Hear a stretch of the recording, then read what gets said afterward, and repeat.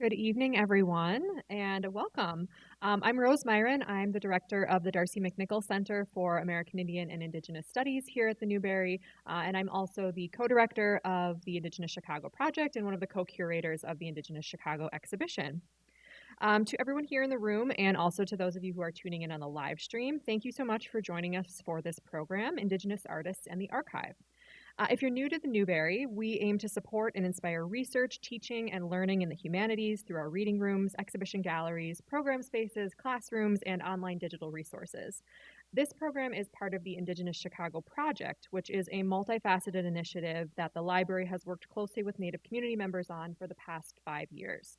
The project includes an exhibition, a website with several digital mapping components, high school curriculum, new oral histories with community members, and of course, public programs like this one.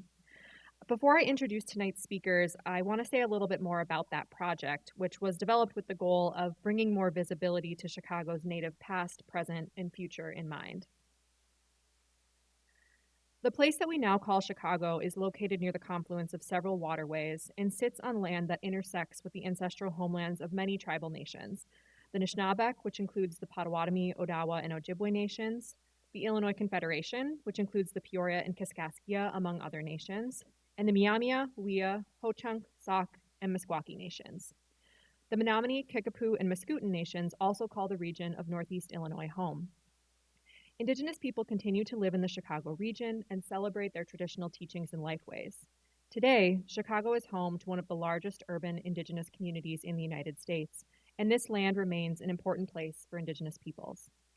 As a Chicago institution, it is the Newberry's responsibility to acknowledge this historical context and build reciprocal relationships with the tribal nations on whose lands we are situated. We really see the Indigenous Chicago Project and ongoing partnerships that we hold with tribal nations and with members of the local Native community as an important part of this responsibility. This project began with informal conversations in 2019 and was officially launched at a community meal that was held in January of 2020. In this meeting, community members chose the 5 project components and identified 6 project goals that have guided the project since then.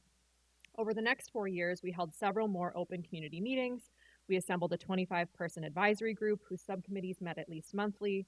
We distributed a community survey, had booths at regional powwows, hosted several community history days, and held dozens of additional in-person and virtual community presentations with opportunities to provide feedback. This project will be an ongoing initiative, and we hope that in addition to attending this program, you also have the opportunity to explore the exhibition and the project's other aspects through our website, indigenous-chicago.org. Our next Indigenous Chicago program, Mapping Indigenous Chicago, will be held virtually on October 17th, and we encourage you to visit the Newberry's website to register for that and to see more information. And with that, it gives me great pleasure to introduce tonight's speakers. So we have a wonderful group of speakers with us tonight, and I'm going to introduce each of them one at a time. So first, we have Camille Billie, a Black Indigenous artist enrolled in the Oneida Nation of Wisconsin. She is an alumna of the School of Art Institute of Chicago with a bachelor's degree in fine arts with an emphasis in designed objects. Based in Chicago, her preferred mediums include illustration, linoleum block printing, and stitchwork. Jim Terry is a Ho-Chunk comic book artist whose memoir, Come Home Indio, was a finalist for the LA Times Book Prize and the Ignatz. He also has been the artist on such titles such as The Crow, Hack //, Heavy Metal, and more. He is currently working on West of Sundown from Vault Comics, and he lives in Chicago with his 4 cats. I also want to mention that we will have Jim's comic paper cuts on sale in the bookstore if you're interested in that. Jason Wesaw is an enrolled member of the Potawatomi Nation in the Great Lakes region of the United States. His art practice spans many mediums, including ceramics, textiles, and works on paper. Wesaw frequently blurs the boundaries between mediums by applying techniques more often associated with different art forms. For example, he may cut into paper as though it were clay, creating a textile-like effect. Tonight's conversation will be moderated by Analu Maria Lopez, the Newberry's Ayer Librarian and Assistant Curator of American Indian and Indigenous Studies. Analu is Wachichil Inshiwi and co-director of the Indigenous Chicago Project and co-curator of the Indigenous Chicago exhibition. Before I turn things over to our speakers, I also want to let you know that we will manage our Q&A for tonight by asking you to text questions to the number on this screen. 833-899-3399. So whether you are here with us in person or joining us through the live stream, I encourage you to text your questions to this number while you're listening and to our speakers tonight, and we will get through as many as we can in the time that we have. And so with that, it's my utmost pleasure to turn things over to Amalu.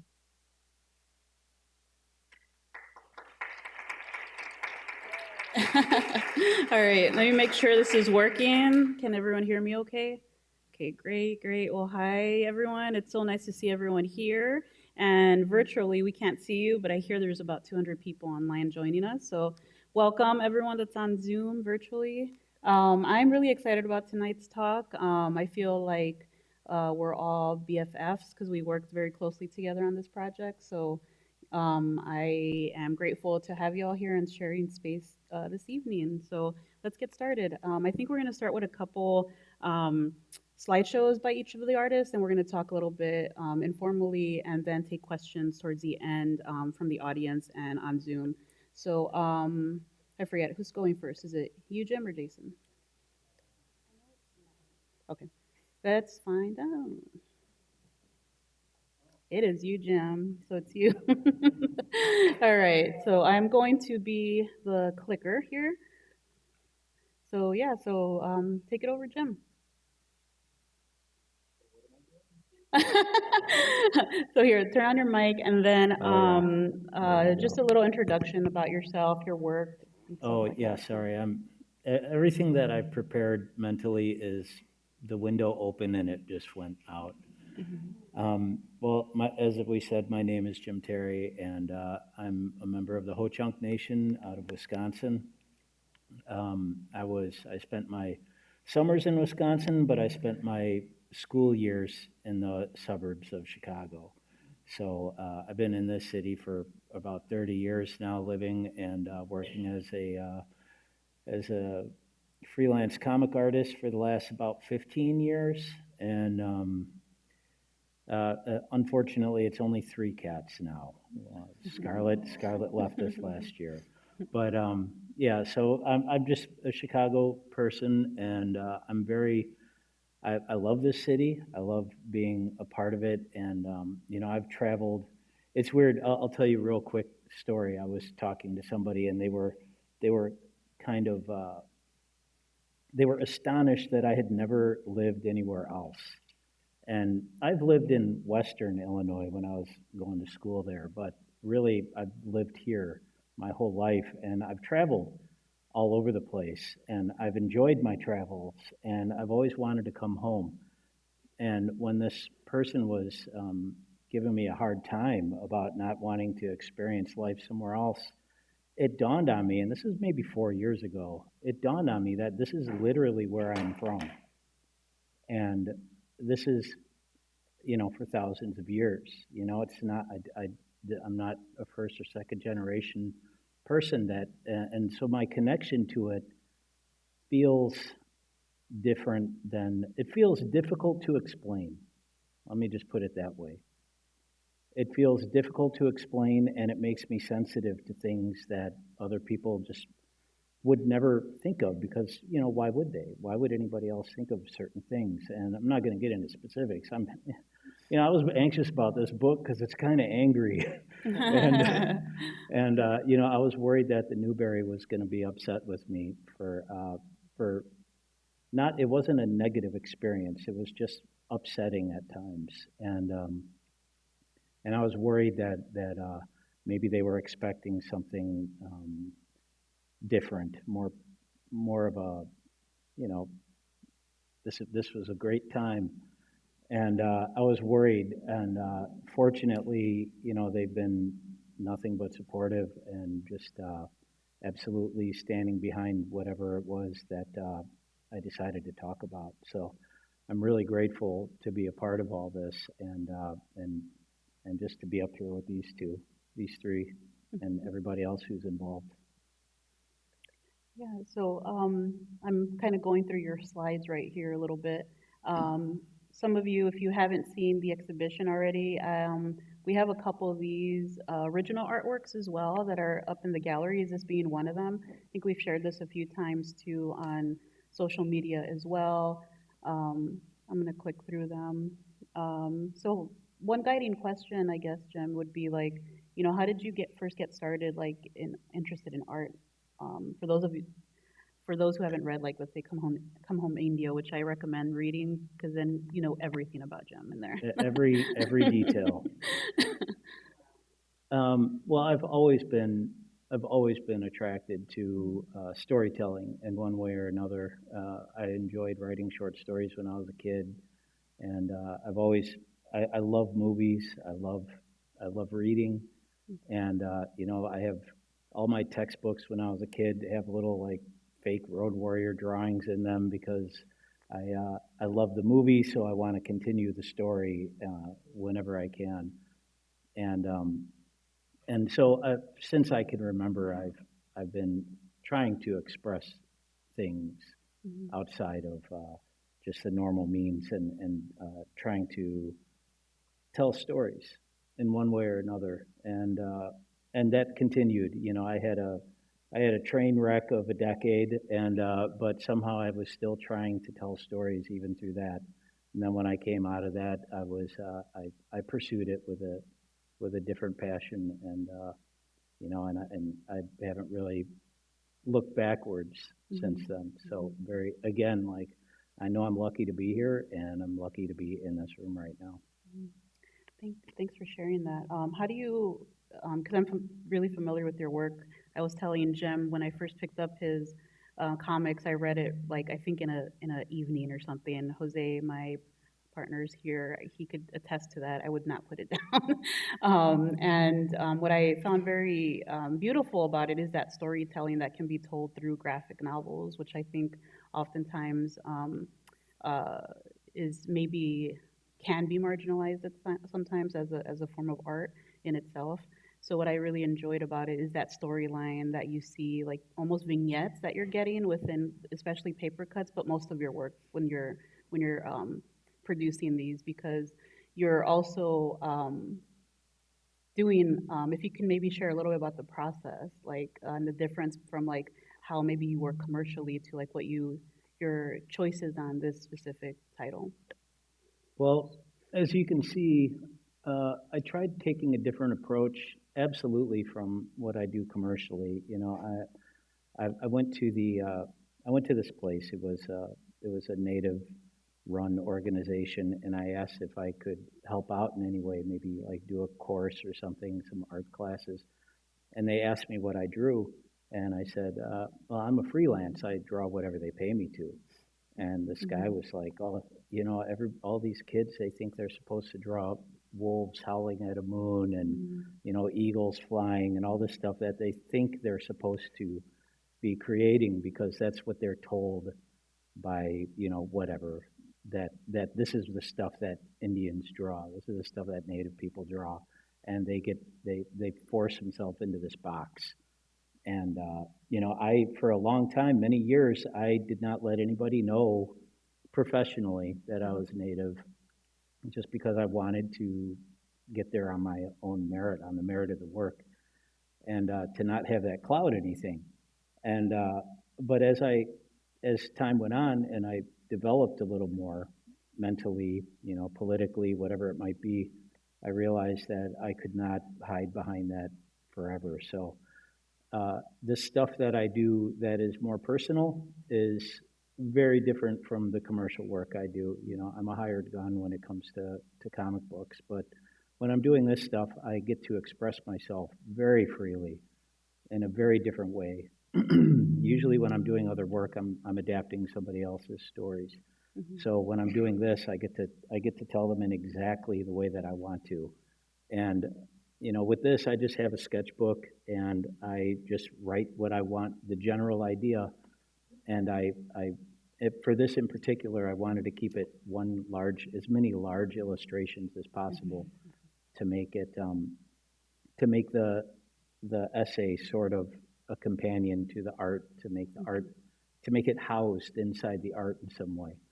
And so that's just an organic thing that happens in the sketch process, and then it just gets solidified. So for this, I did all this artwork traditionally with a brush and ink, and I left the space in there for the dialogue, and I drew the letters in digitally, because fixing letters traditionally is a nightmare, and the deadline was approaching soon, and I knew that, and also the ideas in the lettering change as I'm writing it, and I want to be able to go in there and modify it. So all the art is traditional, but the lettering was done on an iPad, and then just kind of pasted in there.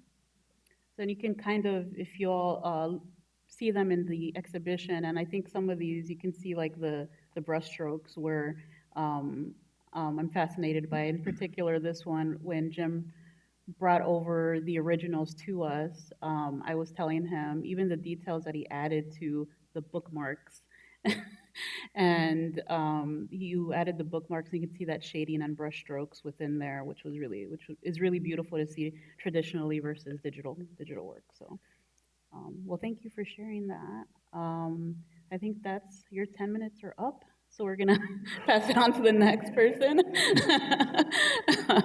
I'm a good record over here, timekeeper over here. So I think, is this That's me. that's you? Okay, so you're next. Do you want to do the clicking, or I'm happy to do it for you? Yeah, you can do it. Okay, cool. Bonjour, Minogi, Jokindishnakas, Mishike, Dorem, Borewad, Miandao. My name's Jason Wesaw.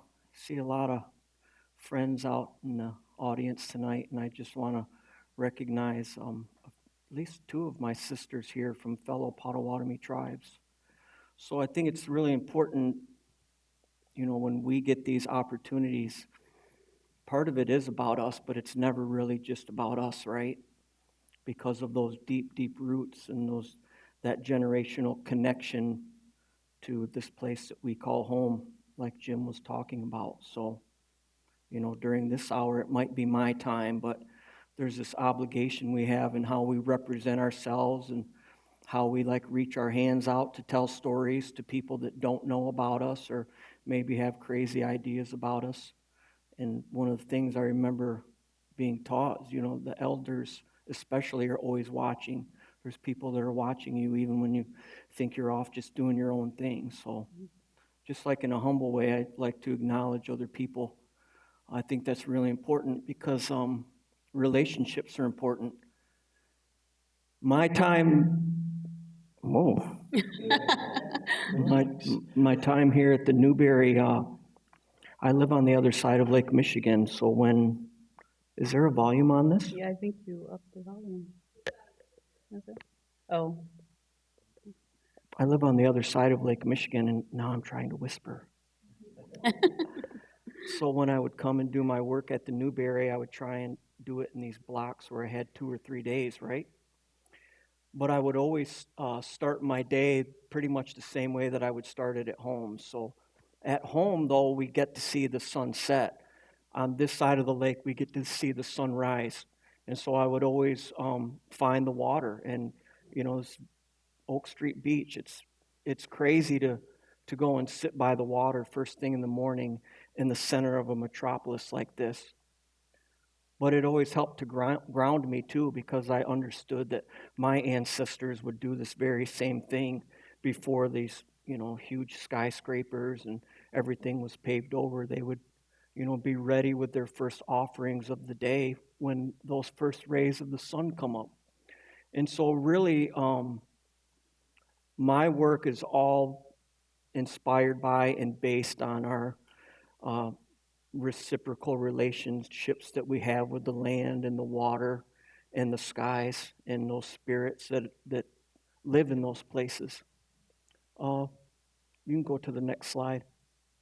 And so my time on the water, when I get back into the studio, this is how those times might reveal themselves through different artistic mediums.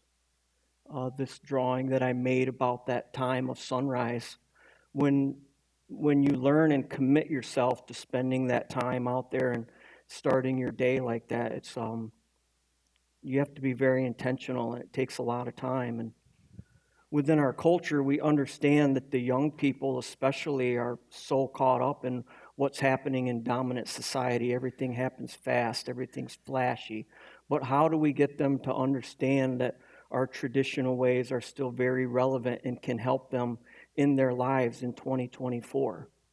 Like, so that's where this thought about neon sunrise came from. Like, what if, more of our young people were ready to greet the sunrise in that neon way, instead of like being out under the neon lights and getting caught up in that world all the time. I mean, there's got to be balance, right? But we don't want our young people to forget where they come from.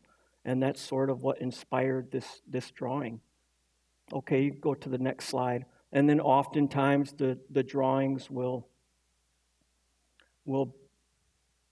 kind of further themselves into a deeper dialogue, into these larger finished works. This one happens to be textiles with there's some copper cones and polyester ribbon on there. I really like to ornament my work. Even the drawings, oftentimes I will sew into the paper or embroider things into the paper, just to try and give it like a more of a tactile quality, I guess. Next slide. So my time here at the Newberry has been very interesting, because I'm not an academic, I'm not a scholar, I'm not a historian. But the opportunity to do work here was something that, I really wanted to find a place where I could belong in an institution like this. So what I started focusing on were trying to find materials that had to do with how the rivers and the land around Lake Michigan were sort of abused and changed and repurposed for industrialization and for the almighty dollar. So I started digging through all kinds of sometimes really dry reports, but all of that stuff was counterbalanced by information that I found deep in the archives about our traditional ceremonies, our Potawatomi language, and how all of those things were being kept by our elders at the same time that the land was pretty much being just raped and plundered for everything that could be taken from it. So I took this kind of dry information, and you can go to the next slide. This is a drawing that I made for my friends at the Center for Native Futures, but was very much inspired by the kinds of information that I was finding here at the archives. This piece, Natum Jigwek, is talking about how those thunderbirds kind of hover in each of the four cardinal directions, and they help to usher in the spirit of those four directions that give us our teachings in a traditional way. And so I wanted to reinterpret the Chicago flag and what those stars represent. And I know this is, the flag itself is like a powerful icon for people that are from Chicago, and something that many, many people are very proud of. But we have things that we're proud of as well, and I just wanted to try and make more of like an Anishinaabe rendition of that flag. So it's got the four Thunderbirds. They have like this orb of silver that sits right in the center of them, that sort of like emanates out those teachings and the power that comes from the directions. And very subtly, you can see those ripples or those waves of the lake and the river that go through those bands of blue on the bottom and top. And then I think there's one more slide. And so these are the works that I came up with for our exhibition here, Indigenous Chicago, with the idea that the waters still flow for the most part freely.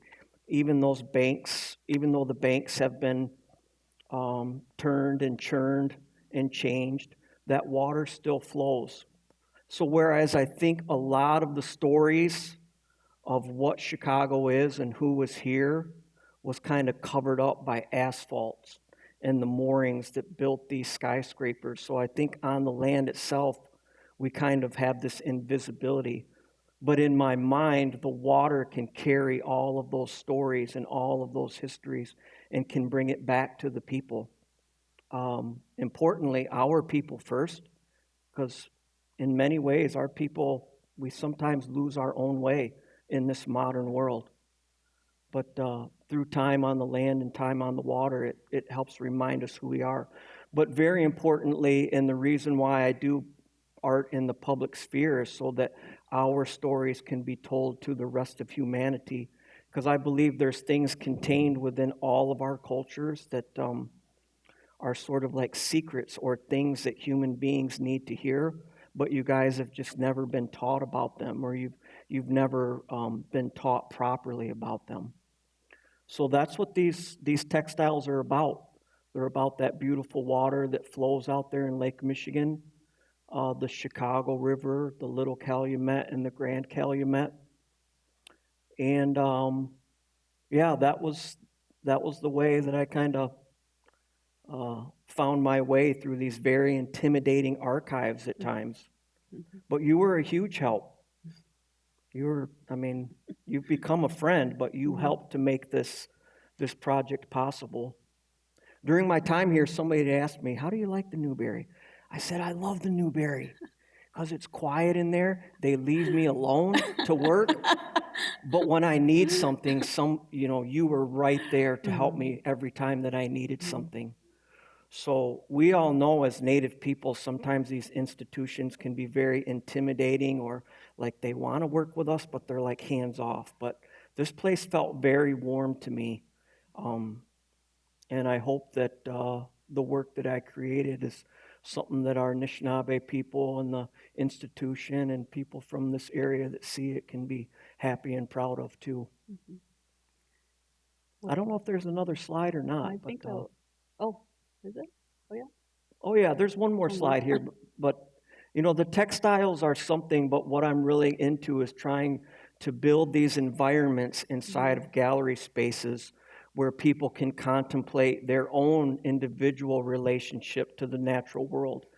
Because our culture teaches us, and I believe that if we understand our place amongst all of creation, then it teaches you how to have relationships with people that are different than you. And I think that's a lot of what the world's starting to miss nowadays, is that people don't understand each other. They don't want to take the time to make space for each other anymore. So I love to build these contemplative spaces through art and through the gallery situation to try and get people to understand that they can make connection to the natural world and a deeper connection to other human beings. Well, thank you. Thank you for that. You were right on the spot, 10 minutes. Hey, all right. And I'm very glad I didn't annoy you all with all my emails, because anytime I would remember something that would be useful, I'd be like, oh, and by the way, you might want to look at this, you might want to look at that. And then I would just inundate them with emails of information that I knew where they could find what they needed in the archive here. So Honestly, I thought, can you hear me? Yeah. Okay. I thought that was like really helpful though, because I think this place is so vast. I didn't even know what I wanted to see. Exactly. yeah, and that's why I think I started off with like, sorry, this is a long email, and I would like send you everything I knew, but then I would update you like, hey, are you okay? Do you need me to help you? Like maybe request stuff, look at stuff, interpret stuff. Do you want to just get coffee or food or something like that? A little break from the institution as well. Connect I me to the realized that as printer. well. Exactly. Or do you need something printed? So it was like all my pleasure to work with all of you all, of course. All right, so Camille, you're next. Cool. I can continue being the clicker. Okay. I made this. So, oh my gosh. I'm like a multidisciplinary artist. So the first couple of pictures, you're going to see some regalia that I've put together. This one I think is very special though, because I made basically all of the pieces except for the belt. I'm blanking on his name. He's on Facebook Market. His last name's Demi. I'll make a post. If you're watching this, I'll make a post. I'll tag you in it. I promise. You make my favorite belt. But dress pattern, assembling the dress, doing all the beadwork. That was me. And I couldn't have assembled this without my community. I mean, the furs, those are from community members, the leather, community members in Oneida. Furs from here, though. Um, Fabrics, textile discount. But, oh my gosh, yeah, all of this, I couldn't have done it without everyone, basically. I'm just a vessel. But, yeah, I related to Jason a lot when he was talking about his work and how he's like sharing his teachings through his work and like different stories and lessons that other people can connect with through. So, like, in a lot of my work, most of my pieces are either talking about a story that's relevant to my upbringing in Oneida. So, I'm from Oneida, Wisconsin, up north, 4-hour drive. And so I lived there my whole life until I moved here for college, and that was so scary. Culture shock, it smells, so many different smells. The sounds, they don't stop.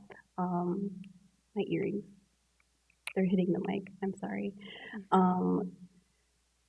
Yeah, it was really disheveling. And so being in art school, making art that wasn't really stuff that I was making was also a very disheveling experience. And so one of the things that helped me feel grounded was also reconnecting with things that felt like home. So like if I saw something on the ground and I was like, oh my gosh, I love Cracker Jacks, and I pick up somebody's, yeah, I'd put it in my pocket and then I'd keep it for later. And my scrapbook is filled with things. But all of those textures and colors and things were just like all reminiscent of things that reminded me of like home or family or friends. And a lot of those things that I collected, my mom can attest to this. If you're watching this, Mom, I'm sorry about all of the shoe boxes of rocks. But all of those things and all of the colors and textures influenced so much of my work. So this one was really fun because being here in the library, there's a lot of literature and a lot of those page colors are very similar. So I found myself looking at a lot of like plant books, journals, ethnobotany books and things like that that had pictures in it, which was really neat, and also other pieces of art from other people painting things from around here, and basically the width of land between Oneida and Chicago. So all of the colors I could find have influenced this piece. And it looks like a lot of blue and tan, but if you ever get a chance to look at the edge beadwork on the cape, they all live there, and it's so nice. Yeah, oh my gosh. But although the piece is like looking heavily influenced by like my living here in Chicago, I think my feelings of home and like the part that makes my heart happy is like the cross-pollination of colors and textures that exist in this piece. So like Lake Michigan, yeah, that was my home space. That's where I regrounded myself all the time. The sunrises, yes, I love it. And I live in an apartment where I can actually see the sun in the morning. Yes.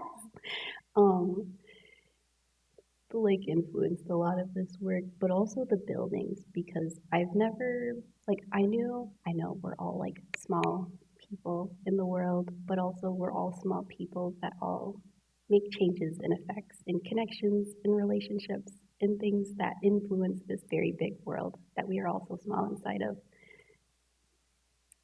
Although I am the same size as this mannequin, she feels so much bigger than me. Yeah, she's so cute. Can we look at the next picture, please? Can I say something real quick, though? When Yeah. I brought my work into the gallery, like actually carried it in there to begin the installation, I literally like gasped when I saw the regalia there, because not only it's so beautiful, but like that color of blue just resonated so strongly with the work that I made, and we never spoke about any No. of that stuff. We saw So it each was other like almost like, once 2 years ago. yeah, it's like that spirit of the water wanted to come through Mhm. in And this a really changed strong colors way. a lot too, because at first I was referencing grasses, and then I don't know, something happened. I don't want to talk about it, but I was like, left turn, we're changing plans. We're using the same color palette, but we're just emphasizing different things. And then I saw this amazing fabric. Oh my God. It looks like the waves, but also oil slick when it's put in inverse, when you play with the picture effects. I don't know. I play with stuff. But like, oh my gosh, water on the street is crazy. Um, It's the way interesting. it moves. It's interesting that you say that. Can you hear me? I feel like it moved. Yeah.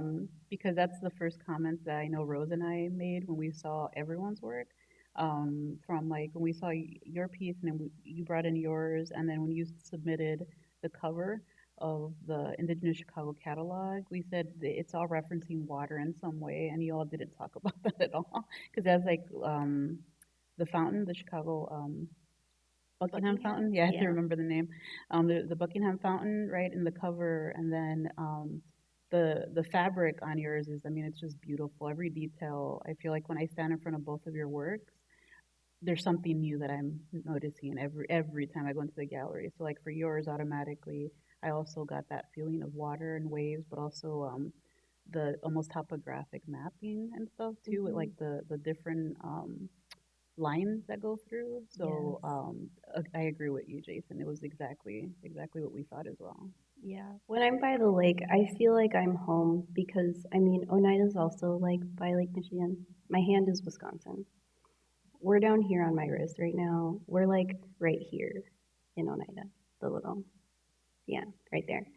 So like I'm at home when I'm at the water there, and I'm at home when I'm at the water here. So like that was the thing that helped me a lot with homesickness when I was still not really meeting a lot of people yet when I first moved here. I was like sobbing into Lake Michigan, mother.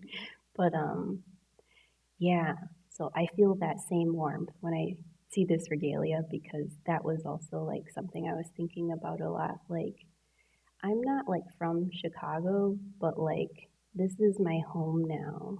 Cause like, oh, sorry. I'm just like thinking about how like leaving home felt like I was like a bird learning how to fly and I had to like jump out the nest. And I was like, oh my God, I could hurt myself.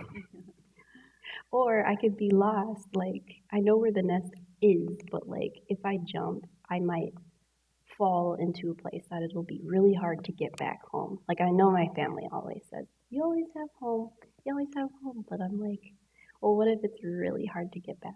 And so like establishing myself here and seeing all of the community and like all of the fun artists and the folk here in Chicago, it felt like I found like another nest. So now I have two nests and I'm just like, oh my God, this is so exciting. um, This is another regalia I assembled.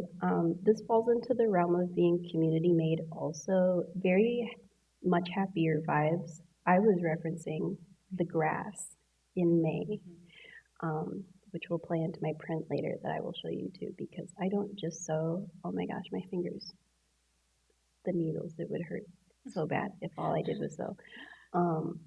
But I wanted to show this one just because like I wanted to kind of use the visual to explain the different feelings I want to get out. Oh my God, I'm so sorry. Yeah, like I don't think that graduation gown would have exuded the joy I was feeling when I grinded for my undergraduate degree. Like I really needed something to radiate what I was feeling that day, and so like this was it. Wanda Antone in Oneida, I hope you're watching. She assembled this dress from all of my drawings and I gave her all of the fabric. I love her so much for that because she really came in clutch because it was like finals and I was crying. And my cat was scratching me and it was like, it was a whole thing. But I had the most beautiful dress to be the host of all of my beadwork and mocks and my really cute purse. that I also made. Um, oh my gosh, I'm so cute. Yeah.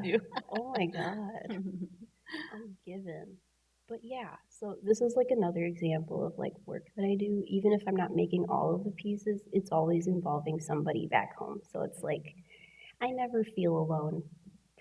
Um, Even though the first year I was like, oh my God, I'm alone. But I wasn't. I definitely wasn't. I was just being dramatic. The next photo, this is an example of some of the places I wander around in Chicago to get my color swatches. This is a film photo taken by my partner in crime, Octavio. Immaculate work. Thank you so much. I have like photos on my phone, but they just don't do justice for my wanting to pick color swatches from things.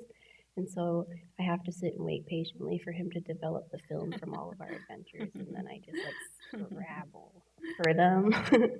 But yeah, this is a really fun place. No, it's okay. I liked that photo because you can really see the comparison between like Chicago, the dress, the skirt, which is also referencing corn husks, because we grow a lot of corn in Oneida. Um, but also, I see that color in the grasses here, so it's like I'm always thinking about home, but I'm also thinking about how, oh my gosh, I'm building a nest here. I don't know what I'm gonna do. Like, I know I'm gonna stay here, but oh my gosh, this is crazy. I never thought that this would be a reality for me. I really just risked it for the biscuit, man. Okay, next one. So, when I don't want to sew or bead or go fabric shopping, I make prints, and this is a print called May. Ladianto, that's May in Oneida. They plant, I think is what it roughly translates to.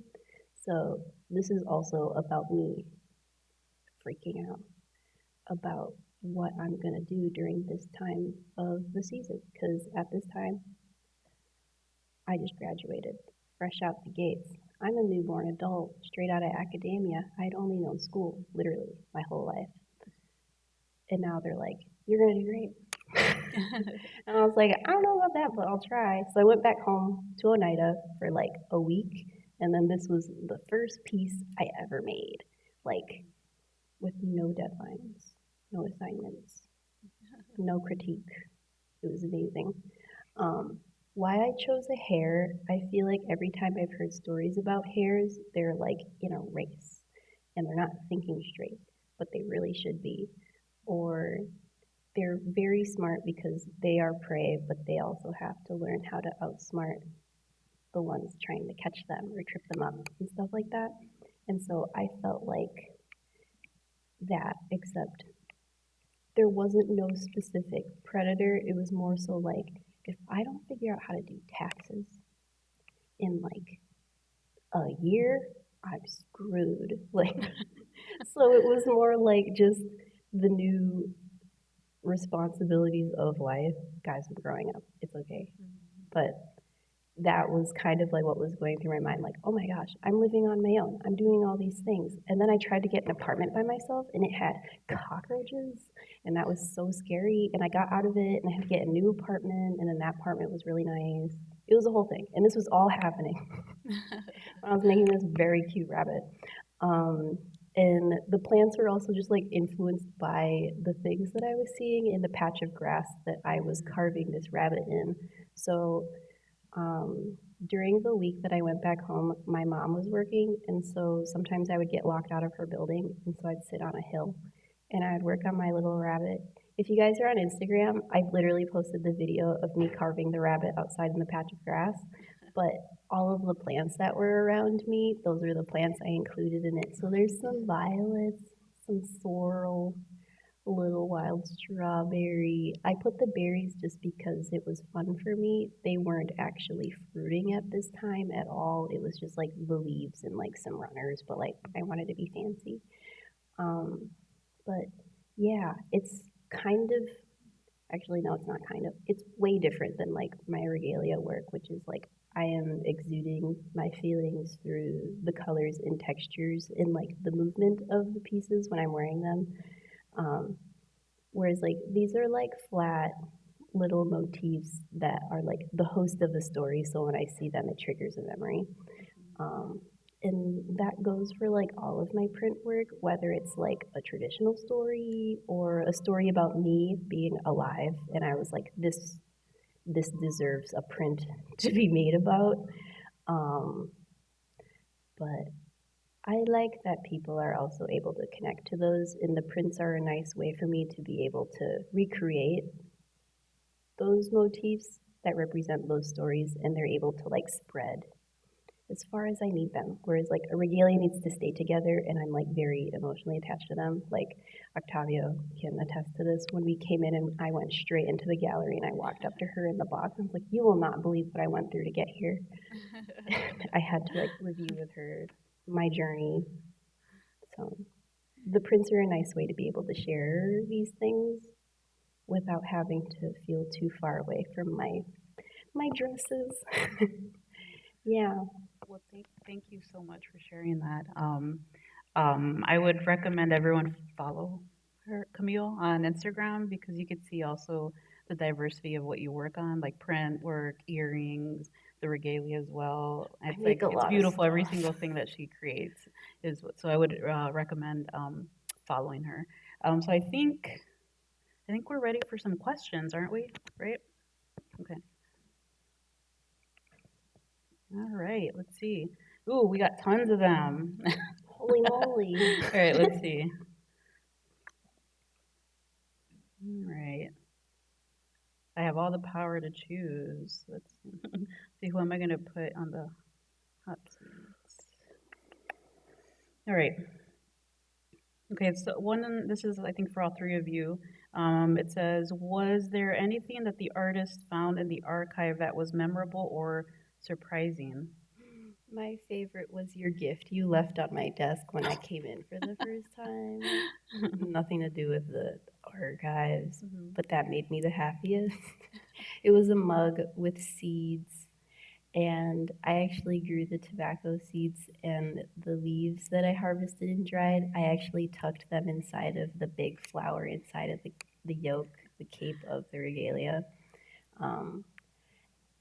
Yeah. Yeah, when you shared that with me, I think I got a little emotional because I didn't realize that, and I was like, well, first, I'm grateful that you used the seeds because I gifted them when they all started, a little the same gift of, just being grateful that they accepted also the residency because they were in residence for about 7 or 8 months or so, right? And gave them some sage, some seeds, a mug, and some other stuff. And I think I included like a personal note to each one of you. It was really Yeah, cute. yeah. Yes. So, how about you all? Well, for me, maybe you can click back to that the Indigenous Chicago kind of banner thing, because it's got a picture of Oh yeah, my that picture. paternal uncle and his family.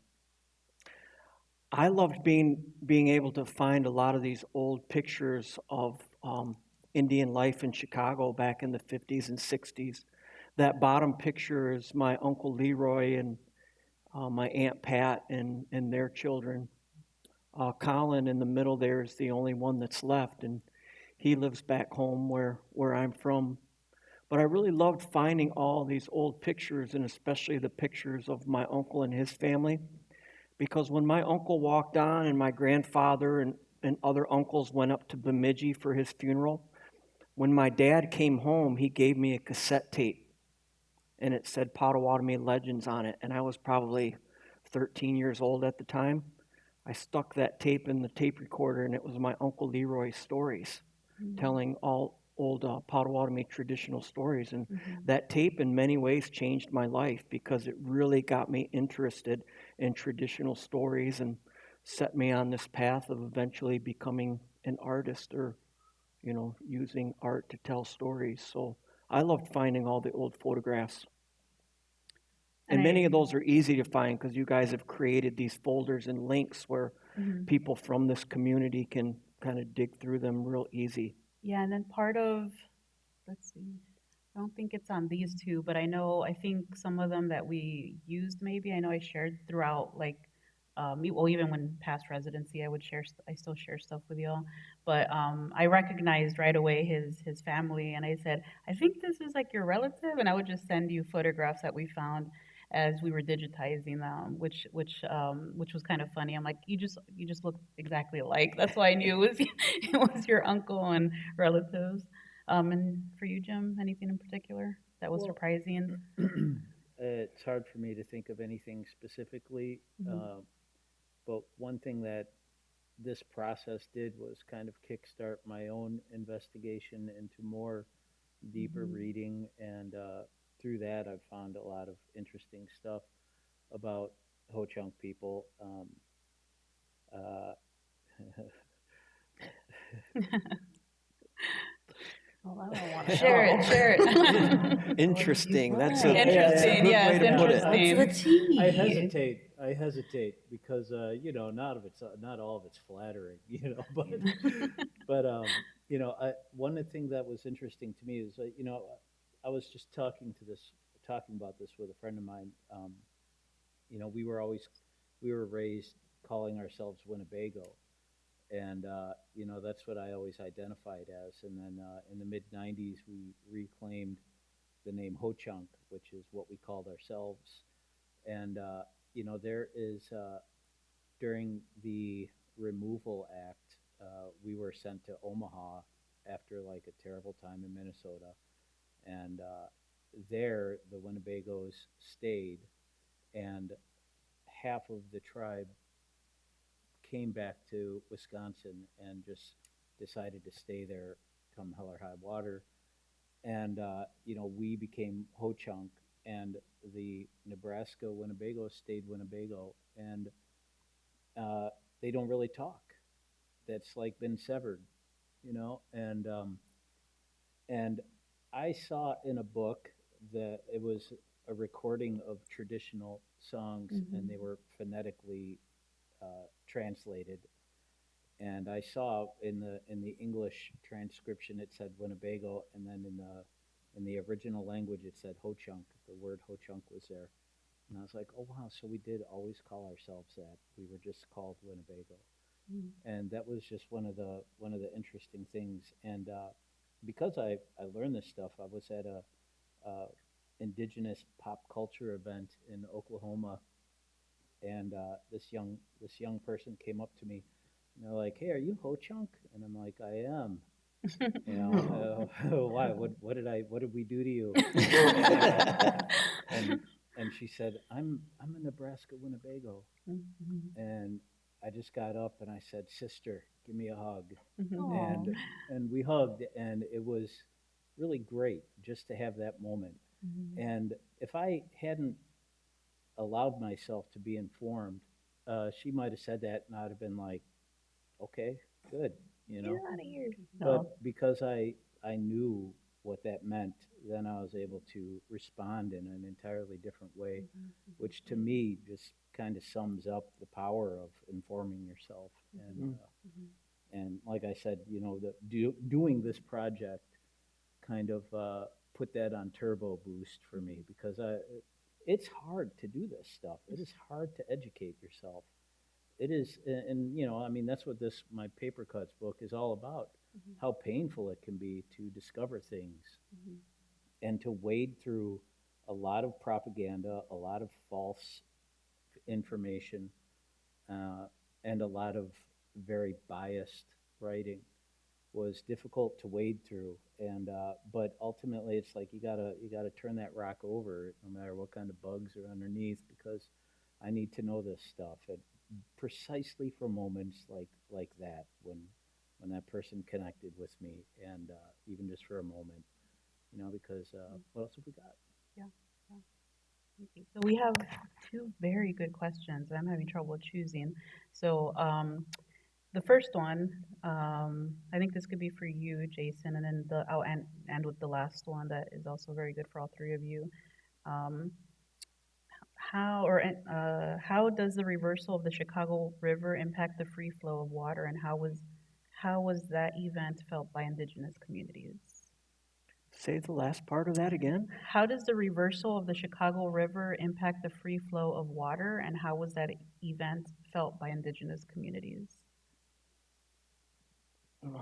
I don't know that I have an answer to that because, like I said, I'm not a historian, nor am I a resident of Chicago, and I'm always respectful of that. My home is now in a different place. But we see and feel what happens on the land, whether it's the reversal of a river, whether it's in the instance of when there was an industrial spill on Lake Michigan here recently, and part of how the company made that right is that they paid a big sum of money, but they gave a bunch of land back to the government. You don't see anybody giving land back to Indians to foster and to take care of and to help teach you guys how to truly take care of that land. So I feel like, by and large, our people are very sensitive to the things that happen to the lands and the waters. So I know it doesn't speak specifically to that question, but most of the people that I know have a very deep awareness of what's going on in this land because our roots are just so mind-blowingly deep.